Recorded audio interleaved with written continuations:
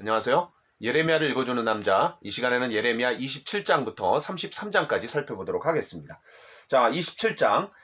유다의 마지막 왕 누구예요? 시드기야입니다. 그 시드기야와 제사장 그리고 모든 백성에게 바벨론에게 항복해라. 그리고 바벨론을 섬겨라. 그리하면 이제 살게 될 거다. 다시 말해서 재앙을 피하게 될 거다. 라고 이제 얘기하는 내용이 나오고 있습니다. 자, 1절. 유다의 왕 요시아의 아들 여호야김이 다스리기 시작할 때에, 그 다음에 3절에 보니까 유다의 왕 시드기야를 보러 예루살렘에 온 사신들의 손에도 그것을 주어 에돔의 왕과, 그러니까 이게 동시대 이야기를 하는데 여호야김이 있고 이제 앞시대죠. 그 다음에 시드기야가 나와요. 그러니까 이게 좀 번역상의 문제인 것 같아요. 27장 1절 여호야김의 가로 1번 나나주에 보니까 이제 시드기야로 이렇게 고쳐놨죠. 그러니까 둘 다 시드기야로 보는 게 좋을 것 같습니다. 시대가 이제 달라지니까요. 자, 3절. 아마 반 바벨론 동맹을 위해서 시드기야를 중심으로 주변 나라들이 어떤 국제회의를 열었던 것 같아요. 자, 8절. 예레미야가 이제 멍에를 목에 걸고 행동으로 예언하고 있는 거죠. 그러니까 바벨론에게 지배를 당할 것이다 라는 퍼포먼스가 이제 시행되는 거예요. 자, 12절. 바벨론 왕의 멍에를 목에 메고 그와 그의 백성을 섬기소서, 그리하면 사실이라. 이런 얘기가 사람들에게 어떻게 들렸겠어요? 매국노로 그냥 들렸겠죠. 자, 16절. 또 제사장들과 이제 그 백성들에게도 어떻게 얘기합니까? 그럼 거짓 예언자들에게 속지 말아라. 거짓 예언자들이 말하는 게 뭐예요? 그럼 빼앗겨간 성전 기구들이 다시 돌려올 것이다. 그러니까 포로로 잡혀갔던 사람들 곧 이내 그냥 귀환할 거다. 이렇게 얘기하는 거죠. 그 바벨론 왕을 섬기면 이제 살 것이다. 오히려 이제 예레미야는 이렇게 얘기하는 겁니다. 자, 28장. 하나냐라는 사람이 나오는데 그런 하나냐의 거짓 예언에 반박하는 이제 예레미야가 나오는 거죠. 그러니까 포로로 잡혀간 자들에게 일시적으로 지나가는 장면이다라고 이제 거짓 예언을 했던 사람이 이제 하나냐입니다. 그래서 유배당한 자들이 2년 안에 되돌아올 거다. 이제 그게 아니라는 거죠. 그래서 하나님이 예레미야에게 뭐라고 말합니까? 여호와의 말씀에 네가 나무 멍에들을 꺾었으나 그 대신 쇠 멍에들을 만들었느냐. 무슨 말이에요? 하나님께서 유다를 심판하시겠다라는 어떤 결연한 의지를 다시 한번 확고하게 말씀하고 계십니다. 자, 29장. 유명한 장이죠. 자, 바벨론 포로로 잡혀간 자들에게 보낸 편지입니다. 자, 피난민이 아닌 거주민으로 지내라. 야, 이거는 무슨 말 같지 않은 얘기예요. 자, 5절 6절 한번 읽어볼게요. 너희는 집을 짓고 거기에 살며 텃밭을 만들고 그 열매를 먹으라. 아내를 맞이하여 자녀를 낳으며 너희 아들이 아내를 맞이하며 너희 딸이 남편을 맞아 그들로 자녀를 낳게 하여 너희가 거기에서 번성하고 줄어들지 아니하게 하라. 너희는 내가 사로잡혀 가게 한 그 성읍의 평안을 구하고 그를 위하여 여호와께 기도하라. 이는 그 성읍이 평안함으로 너희도 평안할 것입니다. 5절 6절은 뭐 그래도 이해가 된다고 치지만, 아니 7절에서 어떻게 그 성읍의 평안을 구하고 오히려 기도해 주라는 거죠. 그러니까 바벨론 포로로 잡혀가갖고 그 기간이 결코 짧지 않다라는 거예요. 그 하나냐가 얘기했던 것처럼 2년이 아니라 70년이 되는 거죠.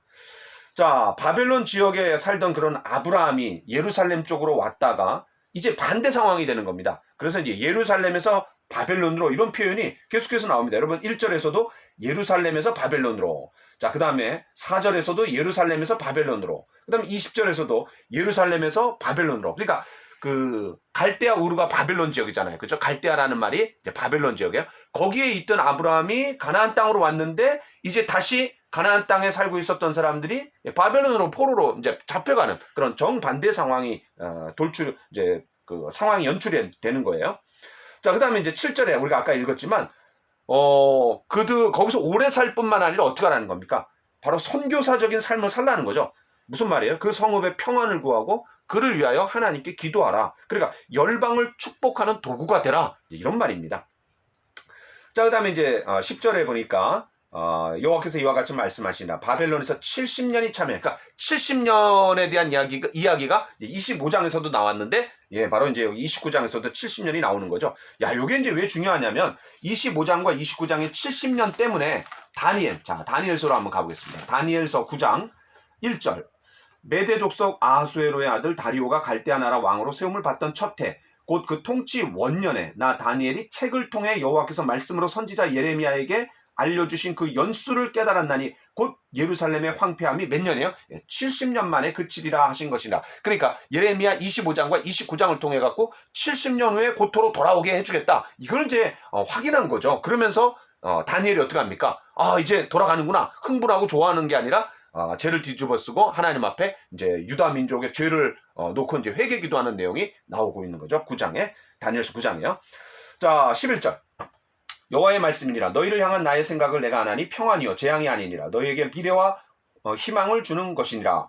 뭐 굉장히 유명한 구절이죠. 많은 사람들이 인용하는 거죠. 그러니까 하나님의 심판 아래 있는 사람에게 희망의 약속을 하나님께서 주시고 계신 겁니다. 자, 12절. 너희가 내게 부르짖으며 내게 와서 기도하면 내가 너희들의 기도를 들을 것이요. 예, 바로 이 말씀 때문에 다니엘의 기도가 나오는 거죠. 아까 말씀드렸던 다니엘서 9장이요. 자, 그래서 이 70년이 지나면 포로 생활이 끝난다고 뭐 파티를 벌이거나 그런 것이 아니라 바로 기도했던 다니엘의 모습을 우리가 좀 생각해 볼 수 있습니다. 자, 이런 하나님의 약속과 이런 내용들이 있기 때문에 어떻게 했겠어요? 바로 피해자들, 그 포로로 잡혀갔던 자들이 이제 마음의 약속을 품고 하나님의 약속을 품고 비전에 불타갖고 이제 새롭게 그 상황을 바라볼 수 있게 되었던 거겠죠. 자, 이제 1절부터 14절에 그런 핵심적인 이야기, 그게 이제 굉장히 중요한 핵심적인 이야기예요. 그 핵심적인 이야기에 이어서 어떤 내용이 나오냐, 바로 포로자가 아닌 예루살렘의 남은 자들에 대해서, 포로로 잡혀간 사람들 있지만 이제 남아있는 사람들 있잖아요. 그 남은 자들에 대해서 어떻게 얘기했냐면, 또 거짓 예언자들에 대해서 바벨론 포로로 잡혀간 스마야가 편지를 보내갖고 뭐라 그래요? 왜 예레미야를 책망하지 않느냐? 이렇게 얘기하는 거죠. 왜 예레미야를 책망하지 않느냐? 그런 그 매국노 같은 발언을 하고 있는 예레미야를 왜 가만히 내버려 두고 있느냐? 이렇게 얘기하는 거죠. 자, 하나님께서 스마야가 거짓 예언자이기 때문에 그와 그 자손들을 멸하시겠다라는 말로 이제 마무리가 되고 있습니다. 자, 30장. 30장부터 33장까지는 요 4장, 30, 31, 32, 30장, 요 4장은요, 굉장히 중요합니다. 예레미야 전체 52장 중에 센터에 해당이 되고요. 또, 위로와 그 회복을 이야기하는 어떤 대반전, 그런 내용들이 나옵니다. 포로 귀환하게 될 거다. 더 나아가서 회복이 될 거다. 이런 내용들을 얘기하고 있습니다. 또 여러분 여기에 뭐 어떤 내용이 들어가 있습니까? 저 유명한 새 언약에 대한 이야기가 31장에 들어가 있죠. 자, 그래서 여러분 30장부터 34장이 굉장히 중요하다. 그렇게 염두에 두시면 좋을 것 같습니다. 33장까지요. 자, 30장. 편지를 보냈던 예레미야가 이제는 하나님의 말씀을 이제 책에 기록하고 있습니다. 자, 내가 그들을 그 조상들에게 준 땅으로 돌아오게 할 것이니, 자, 요게 이제 굉장히 중요합니다. 자, 30장 3절입니다. 30장 3절. 여호와의 말씀이라 보라 내가 내 백성 이스라엘과 유다의 포로를 돌아가게 할 날이 오리니 내가 그들을 그 조상들에게 준 땅으로 돌아오게 할 것이니. 자, 펜을 들고 여기다 한번 밑줄을 한번 쳐보세요. 자, 이게 이제 몇 번 나오냐면 7번이 나옵니다. 자, 18절. 여호와께서 말씀하시나 보라 내가 야곱 장막의 포로들을 돌아오게 할 것이고. 자, 31장 23절에서도 자, 23절 제가 한번 읽어보겠습니다. 만군의 여호와 이스라엘의 하나님께서 이와 같이 말씀하시니라 내가 그 사로잡힌 자를 돌아오게 할 때에. 자, 그 다음에 32장 44절 베냐민 땅의 예루살렘 사방과 유다 성읍들과 산지의 성읍들과 저지대의 성읍들과 네겝의 성읍들에 있는 밭을 은으로 사고 증서를 기록하여 봉인하고 증인을 세우리니 이는 내가 그들의 포로를 돌아오게 함이라. 바로 이제 네 번째 나오는 거죠. 그 다음에 33장 7절 내가 유다의 포로와 이스라엘의 포로를 돌아오게 하며. 또 11절 끝에 보니까 내가 이 땅의 포로를 돌려보내요. 그 다음에 바로 26절에 보니까는 내가 그 포로된 자를 돌아오게 하고. 7번이 나옵니다. 이게 굉장히 중요한 거예요. 하나님께서 이 30장부터 33장에 걸쳐갖고 포로를 돌아오게 하겠다. 그리고 회복시켜주겠다. 그리고 축복해주겠다. 이런 내용들이 나오는데 이게 이제 7번 나온다라는 거 여러분 유념해서 보시면 좋을 것 같아요. 자, 그 다음에 이제 이 바벨론의 침략으로 인해서 공포에 질린 어떤 유다의 모습을 이제 묘사하고 있습니다. 해산하는 여자같이 남자들이 손을 허리에 대고 공포에 떨고 있는 모습, 또 멍에를 맨 소같이 고개를 숙이는 사람들, 또 치유할 수 없는 어떤 상처, 이런 표현들이 이제 나오고 있는 거죠. 자, 그 다음에 이제 18절로 22절에 회복에 대한 이야기들이 나옵니다. 어떤 회복이에요? 집들이 건설이 되죠. 또 성읍과 왕궁이 재건이 되죠. 인구가 증가하게 되죠. 또 적들로부터 보호되죠. 새로운 지도자가 출현하게 될 거다라고 이제 그런 회복을 이야기합니다. 그러나 그 이전에 뭐가 있다라는 거예요? 심판이 있다라는 겁니다. 그래서 23절에 심판을 이야기하고 있는 겁니다. 자, 31장. 유명하죠? 새 언약. 새 언약 때문에 뭐가 나오는 겁니까? 신약 성경이 나오는 거죠. 자, 새 언약에 대한 선포가 있는 아주 유명한 부분입니다. 출애굽 때처럼 하나님께서 회복시켜 주실 거다. 자, 그래서 3절부터 6절까지는 마치 하나님께서 연인처럼 구애를 하시는 그런 장면을 묘사하고 있고요. 7절부터 9절에서는 하나님께서 아버지처럼 돌보시겠다. 그 다음에 10절부터 14절에서는 하나님이 목자처럼 돌봐주시겠다. 그 다음에 15절에서 20절, 여기는 이제 유명한 그런 마태복음 2장에 그런 헤롯이 2살 아래 남자아이를 다 죽였을 때 이제 그런 요 장면을 이제 인용하고 있는 거죠. 그러니까 라헬을 나라 전체의 어머니로 보고 있는 거죠. 여러분, 라헬이 누굽니까? 야곱의 아들이었고, 야곱의 와이프였고, 그 다음에 요셉과 베냐민의 이제 엄마였던 거죠. 실제로 이제 요셉과 베냐민의 어머니를 나라 전체의 어머니로 보는 거죠. 왜냐하면 야곱, 이러면 이제 이스라엘을 이제 대표하는 게 이제 야곱에게서 이름에서 나왔잖아요. 자, 그런데 야곱이 사랑했던 와이프, 아내가 누구였어요? 라헬이죠. 그래서 이 라헬을 국모로 이제 그렇게 여기는 겁니다. 국모. 자, 베냐민을 낳다가 이제 죽었지만 여기서는 유다의 멸망과 그런 바벨론 포로 때문에 울고 있는 그런 라헬로 묘사하고 있습니다. 자, 마태복음 2장 17절로 18절에서 요 말씀을 이제 그대로 인용하면서 그런 헤롯의 그런 상황하고 연결시켜서 이제 이야기합니다. 그러니까 헤롯이 2살 아래 남자애들 다 죽였을 때 이제 많은 그런 엄마들이 얼마나 울었겠어요. 그걸 이제 요게 이 말씀과 연관해서 이제 보고 있는 거죠. 자, 23절로 30절에 보니까 자, 27절, 28절은 이제 예레미야의 소명을 재언급합니다. 그 소명이 뭡니까? 1장 10절에 나와 있는 것처럼 무너뜨리고 전복시키고 멸망시키고, 그러나 그걸로 끝나는 게 아니라 세우고 이제 심겠다, 이런 내용들이 나오는 거죠. 그런 내용이 다시 재언급되고 있습니다. 자, 29절로 30절에 보니까 포로들이 그런 자신들의 고난에 대해서 이제 이전 세대에게 책임을 돌리고 싶었던 그런 마음이 여기 나오는 거죠. 뭐예요? 아버지가 신포도를 먹었기 때문에 아들들의 이가 시다. 그러니까 모든 원인을 누구에게 돌리는 겁니까? 자기 때에 돌리는 것이 아니라 자기 윗대에 조상 탓으로 이제 돌리고 있었던 거죠. 자, 그때 하나님 뭐라고 말씀하십니까? 하나님은 마땅히 심판받을 사람에게 보응하셨다. 무슨 말이에요? 누구나 자기의 죄악으로 말미암아 죽는 거다. 너희들이 잘못한 거다. 라고 이제 그렇게 하나님 말씀하시는 거죠. 자, 이제 유명한 새 언약. 자, 31절부터 34절. 너무나 중요한 구절이기 때문에 자, 읽어보겠습니다. 자, 여호와의 말씀이니라. 보라, 날이 이르니니 내가 이스라엘 집과 유다 집에 새 언약을 맺으리라. 자, 31절에서는 이제 새 언약을 선포하고 있는 거죠. 자, 32절. 이 언약은 내가 그들의 조상들의 손을 잡고 애굽 땅에서 인도하여 내던 날에 맺은 것과 같지 아니할 것은, 이게 뭐예요? 바로 시내산 언약입니다. 시내산 언약. 자, 그래서 이 32절은 뭐를 얘기하고 있냐면 새 언약이 필요하다. 왜? 그 옛 언약이 깨어졌기 때문이다. 자, 그 맺은 것과 같지 아니할 것은 내가 그들의 남편이 되었어도 그들이 내 언약을 깨뜨렸습니다. 여호와의 말씀이라. 그러니까 시내산 언약을 뭐에다가 비유하고 있는 거예요? 남편과 아내가 결혼식하는 거다. 이렇게 비유하고 있는 거죠. 그런데 그 언약을 깨뜨렸다라는 거죠. 이스라엘이. 자, 33절. 그러나 그날 후에, 이제 미래의 언젠가, 이제 성령이 강림하실 때죠. 그날 후에 내가 이스라엘 집과 맺을 언약은 이러하니 곧 내가 나의 법을 그들의 속에 두며, 그렇죠? 바깥에다가 두 돌판에다가 이제 하나님이 율법을 주시는 것이 아니라, 십계명을 주시는 것이 아니라 이제 우리 마음판에 기록해 주시는 거죠. 그들의 마음에 기록하여 또 나는 그들의 하나님이 되고 그들은 내 백성이 될 것이라. 여호와의 말씀이니라. 다시 언약이 회복이 되는 거죠. 34절. 그들이 다시는 각기 이웃과 형제를 가리켜 이르기를 너는 여호와를 알라 하지 아니하리니 이는 작은 자로부터 큰 자까지 다 나를 알기 때문이라. 내가 그들의 악행을 사하고 다시는 그 죄를 기억하지 아니하리라. 여호와의 말씀이라. 놀라운 그런 죄의 용서에 대한 이야기를 좀 선포하고 있습니다.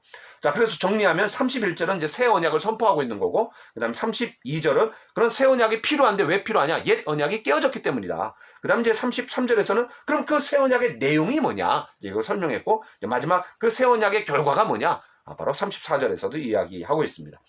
자, 시내산 언약이 이제 깨어졌지만 하나님께서 그 새 언약을 다시 맺으실 거라는 거죠. 자, 그런데 그 시내산 언약이 맺어졌을 때, 그러니까 그 맺어진 건 어디에 나오냐면 출애굽기 19장에 하나님께서 민족적으로 임재하시고, 그 다음에 20장부터 23장까지 어떤 내용이 나옵니까? 10계명 이하, 그것이 확대된 법이 나옵니다. 그리고 24장에서 언약식이 맺어지는 거예요. 자, 그런데 그 언약의 잉크가 마르기도 전에 언약을 깨트리는 행위가 나오는 거죠. 그게 뭡니까? 바로 이제 출애굽기 32, 33, 34장에서 바로 금송아지 사건입니다. 그러니까 제1계명을 주는 순간 제1계명을 깨트리게 되는 거죠. 그냥 언약의 잉크가 마르기도 전에요. 자, 그때 누가 중재 역할을 합니까? 바로 모세가 중재 역할을 합니다. 자, 그런데 지금은 누가 중재 역할을 합니까? 바로 그런 모세와 같은 어떤 사람이 있어갖고 하나님과 이스라엘 백성들 사이에 중재자 역할을 해야 될 사람이 있는데 모세와 같은 중재자가 없는 거죠. 자, 그러면 이제 기대할 게 누구밖에 없어요? 하나님밖에 없는 거죠. 하나님이 뭔가 해주셔야지만 이 관계가 회복될 수 있다는 겁니다. 자, 그러면 그 관계를 회복시켜주시는 중재자가 누굽니까? 바로 예수 그리스도죠. 자, 그래서 하나님 편에서 중재해 주시는 일밖에 기대할 게 없다라는 것을 우리가 좀 생각해 볼 때 그게 바로 예수님을 통해서다. 바로 그래서 예수님이 십자가를 지시기 전에 마지막 만찬을 하면서 뭐라 그래요? 이 언약은 내 피로 세우는 새 언약이니, 그러면서 이제 마지막 만찬 자리에서 바로 새 언약에 대해 예수님의 피로 말미암아 맺게 될 그런 새 언약, 이거를 얘기해 주시는 거죠. 자, 그러니까 이 예레미야 31장과 또 그 마태복음 26장의 마지막 만찬에서 예수님이 새 언약이다, 또 누가복음 22장에서 얘기했던 새 언약이다, 이런 것들이 서로 연결되고 있는 것 같습니다. 어쨌든 하나님이 자기 희생으로 이루어진 그런 중재다라고 이제 우리가 볼 수 있는 거죠. 자, 35절로 40절까지 보니까 이제 하늘을 측량할 수 없고 땅의 기초를 찾아낼 수 없는 한 하나님은 이스라엘을 버리지 않겠다라고 말씀하시는 거죠. 자, 38절 예루살렘의 이제 재건을 선포하는 거죠. 그 다음에 32장으로 들어가 보겠습니다. 자, 32장 1절부터 5절에 보니까 이제 시드기야가 예레미야를 감옥에 가둡니다. 안 그래도 불안해하는 백성들에게 쓸데없는 얘기를 했다고 해갖고 이제 잡아들이는 거죠. 자, 6절로 15절 보니까 하나님께서 그런 친척의 밭에 관해서 말씀하시면서 그런 뜻하지 않은 방문객과 요청을 받는다라고 미리 이제 말씀을 해주시는 거예요. 여러분, 이스라엘의 땅은 투기나 어떤 상품의 목적으로 사고 팔 수가 없습니다. 이제 대대로 그것이 이제 물려져야 되는 거예요.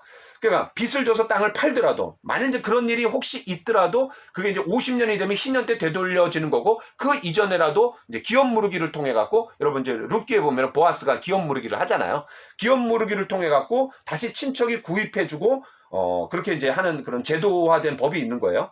자, 이제 하나멜, 이런 권리와 의무를 누구한테 요구하고 있는 거예요? 친척이었던 이제 예레미야에게 요구합니다. 아니, 문제는 이 예레미야가 지금 어떤 상황입니까? 감옥에 gat혀 있어요. 감옥에 갇혀 있는 사람한테 이렇게 얘기하는 거 굉장히 무례한 거죠. 또 풀려날 가능성도 없는 겁니다. 게다가 아내도 자녀도 없는데 더 이상 이거 예레미야가 기업 무르기를 해갖고 사면은 물려줄 사람도 없는 거예요. 더 나아가서 지금 바벨론이 그냥 뭐 잡아와갖고 뭐 땅이 뭐 바벨론이 뺏어갔는지도 모르겠고, 자, 이게 부당거래인 거죠. 부당거래. 그래도 이제 하나님께서 어떻게 말씀하시냐면 그 땅을 기업 무르게 해서 사줘라, 이렇게 얘기하는 겁니다. 뭐 거의 상상할 수도 없는 그런 미래에 투자를 하라고 하나님께서 말씀하시는 거죠. 이게 뭡니까? 바로 회복에 대한 약속입니다. 하나님께서 지금 이 땅이 유다 나라가 망해갖고 바벨론 포로로 잡혀가지만 마치 기업 무르기를 통해갖고 전혀 가능성이 없는 미래에 투자했던 예레미야와 마찬가지로 하나님께서 그렇게 하시겠다라는 것을 이제 이 예레미야의 상황을 통해서 말씀하시는 거죠. 자, 16절로 25절 예레미야의 기도가 나옵니다. 탄식의 기도죠. 그러니까 창조의 능력으로 빨리 회복시켜달라, 이렇게 얘기하는 겁니다. 자, 26절로 35절 그런 기도에 대한 하나님의 응답이죠. 그러니까 이스라엘이 처음부터 쭉 악행을 저질러 왔고 하나님의 진노를 불러일으켰고, 그래서 바벨론을 통해 갖고 심판할 수밖에 없다, 이런 상황들을 하나님 말씀하십니다. 자, 36절로 44절 그러나 심판을 위한 심판이 아닌 거죠. 하나님께서 회복해 주시겠다라는 거예요. 자, 그 회복의 내용이 뭡니까? 언약 관계가 다시 재건이 되고, 그래서 38절 또 40절에 영원한 언약이라는 표현을 씁니다. 40절에. 자, 그럼 언약 관계가 다시 이제 회복될 뿐만 아니라 하나님을 경외하는 마음도 주실 것이고, 또 재앙을 복으로 바꿔 주실 것이다, 이런 내용들이 나오고 있습니다. 자, 33장입니다. 자, 아까 말씀드렸던 것처럼 30장부터 33장에 그런 회복과 위로의 그런 내용이 이제 쫙 전개되고 있고, 예레미야의 가장 중심부라고 그랬는데 이제 그 마지막 부분입니다. 자, 1절부터 13절까지는 그런 하나님의 백성들의 회복에 대한 이야기가 나오고, 또 귀환 후에 삶의 터전이 될 그런 예루살렘 성이 재건될 거다, 이런 내용들이 나옵니다. 그다음 14절로 26절에는 이제 의의 왕, 또 레위 제사장 계열의 회복, 궁극적으로 누구를 통해서 이제 성취가 되는 거예요? 바로 예수 그리스도를 통해서 성취가 되는 거죠. 자, 그런데 우리가 이제 유념해서 보려고 하는 게 많은 사람들이 이제 알고 있고 인용하고 있는 말씀. 자, 일을 행하시는 여호와, 그것을 만들어 성취하시는 여호와, 그의 이름을 여호와라는 이가 이와 같이 이르시도다. 너는 내게 부르짖으라 내가 내게 응답하겠고 내가 알지 못하는 크고 은밀한 일을 내게 보이리라. 자, 지금 여전히 이 예레미야가 시위대 뜰에 감옥에 갇혀 있는 상황에서 하나님께서 주신 말씀입니다. 자, 이게 굉장히 중요한 거죠. 부르짖으라는 거예요. 그때 크고 은밀한 일을 보여주시겠다라는 겁니다. 그럼 그거 크고 은밀한 일이 뭘 것 같아요? 자, 6절부터 9절까지입니다. 그러나 보라, 내가 이 성읍을 치료하며 고쳐 낫게 하고 평안과 진실이 풍성함을 그들에게 나타낼 것이며, 내가 유다의 포로와 이스라엘의 포로를 돌아오게 하여 그들을 처음과 같이 세울 것이며, 내가 그들을 내게 범한 그 모든 죄악에서 정하게 하며 그들이 내게 범하며 행한 모든 죄악을 사할 것이다. 이 성읍이 세계 열방 앞에서 나의 기쁜 이름이 될 것이며 찬송과 영광이 될 것이요 그들은 내가 이 백성에게 베푼 모든 복을 들을 것이요 내가 이 성읍에 베푼 모든 복과 모든 평안으로 말미암아 두려워하며 떨리라. 놀라운 말씀이죠. 자, 지금 예레미야도 시대들에 갇혀 있죠. 지금 나라를 잃고 이제 바벨론 포로로 잡혀갈 게 이제 예언되고 있는 거죠. 그러나 심판을 위한 심판이 아니라 하나님께서 놀랍게 회복시켜 주시고 회복시켜 주시는 정도가 아니라 어떻게 한다라는 거예요? 치료해 주시고 또 귀환시켜 주시고 죄를 용서해 주시고 그런 하나님을 향해서 열방의 찬송과 그런 영광이 되게 해주겠다. 바로 제사장 나라 거룩한 백성으로 삼아주겠다. 야, 이 놀라운 겁니다. 이게 이제 언제 성취되는 거예요? 예수 그리스도를 통해 갖고 구원받은 사람들이 이제 세계 전역으로 흩어져 갖고 교회를 통해서 이루어지는 거죠. 자, 10절부터 13절에 그럼 포로 귀환 후에 이제 농사도 짓고 사회생활도 회복이 될 거다. 이런 내용이 나오고요. 그다음 19절로 22절에 보니까 그럼 밤낮의 주기가 지켜지듯이 결코 파기되지 않는 그런 영원한 약속이 바로 너희와 내가 맺는 약속이다. 바로 그 자손들 또한 번성하게 될 거다라고 이제 강조하고 있는 거죠. 자, 23절로 26절, 특별히 24절에 보니까 이제 두 가게가 나옵니다. 두 가게. 자, 여기 한번 읽어볼게요. 이 백성이 말하기를 여호와께서 자기가 택하신 그들 중에 두 가게를 버리셨다 한 것을 네가 생각하지 아니하느냐. 아마 그 유다 백성들이 이렇게 생각했던 것 같아요. 하나님께서 자기 백성, 두 가게가 누굽니까? 북이스라엘과 남쪽 유다죠. 그러니까 하나님께서 우리 자기 백성을 버리신 게 아니냐라고 이제 그렇게 수군수군 됐던 거죠. 또 이웃 사람들이 뭐라고 얘기해요? 유다 백성을 멸시하면서 유다가 다시는 나라를 이루지 못할 거다. 라고 이제 비방하는 거죠. 자, 그런 내용들을 이제 담고 있습니다. 자, 25절, 26절. 그러나 하나님께서 결코 그 백성을 버리지 않으시겠다. 이제 이런 내용이 나오고 그리고 포로에서 돌아오게 하시겠다라면서 마무리가 되고 있는 것이 바로 30장부터 33장까지 이제 예레미야 전체의 가장 중심부를 차지하는 회복과 위로에 대한 말씀이라고 할 수 있습니다. 이것이 성취되는 게 언제 성취되느냐? 바로 신약시대 예수 그리스도를 통해서 성취된다. 그리고 새 언약의 요 4장의 가장 핵심이 또 새 언약이다. 자, 이렇게 정리하면서 마무리하도록 하겠습니다. 감사합니다.